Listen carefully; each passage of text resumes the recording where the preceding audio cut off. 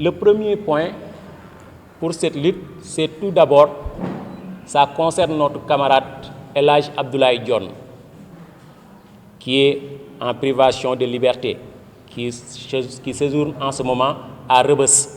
Donc ça fait déjà plus de 2 mois. Donc chose que nous regrettons. Et nous demandons à la justice de prendre toutes les dispositions nécessaires pour que Abdoulaye Dione puisse être jugé ou bien être libéré. Nous avons compris l'enjeu. C'est tout simplement parce qu'il était au devant de la scène, était en train de lutter farouchement pour que l'hôpital Aristide Le Dantec ne soit sacrifié. Donc c'est tout simplement cela. Nous demandons à ce qu'il soit libéré au plus vite possible.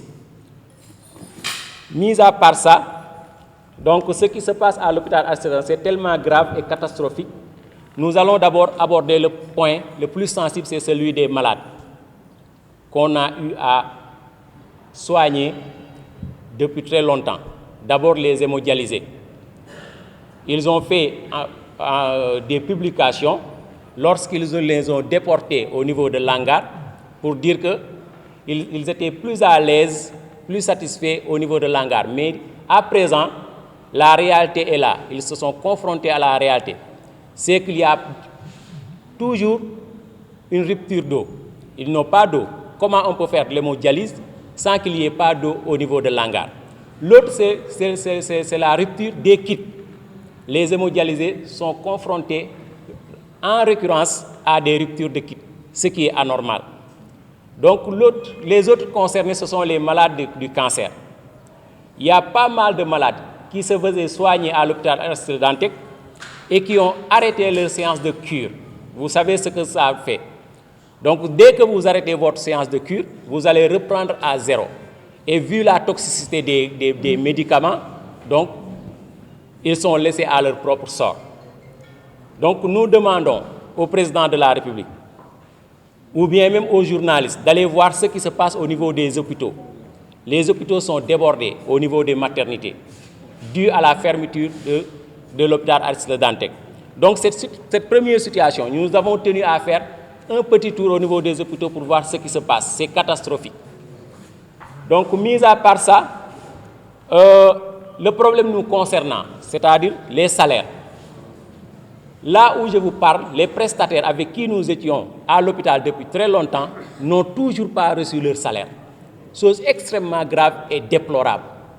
Ils ont payé une infime partie de ces prestataires et les autres ne sont toujours pas payés.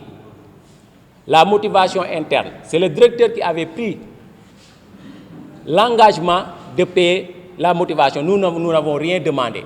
Ce sont nos droits. Mais il a pris l'engagement de payer la motivation. On vient de me dire aujourd'hui qu'il a fait le virement. Peut-être c'est à cause du point de presse. Mais nous demandons à ce que nos salaires, qu'on n'ait pas de retard, surtout pour les prestataires. Eux qui sont en situation de précarité, il faut qu'on leur paye leur salaire d'abord. Donc, là où, en ce moment où on vous parle, nous avons senti que nos salaires sont menacés. Puisque le directeur, s'il vous dit sincèrement, il n'a plus de ressources, il a un problème de trésorerie. C'est ce qu'il m'a dit en personne. Le directeur est confronté à un problème de trésorerie. Et ce n'est pas aussi au directeur de payer. L'hôpital ne fonctionne plus. C'est le président Macky Sall qui a procédé à la fermeture de l'hôpital Aristide Le Dantec qui doit prendre toutes les dispositions nécessaires pour qu'il n'y ait pas de retard de rémunération, de retard de salaire. Là, nous, on ne s'adresse plus au directeur ni au ministre. Les prérogatives du ministre sont limitées. Je lui avais dit ça. Il n'a pas la possibilité à son niveau de nous payer. Elle nous l'a dit.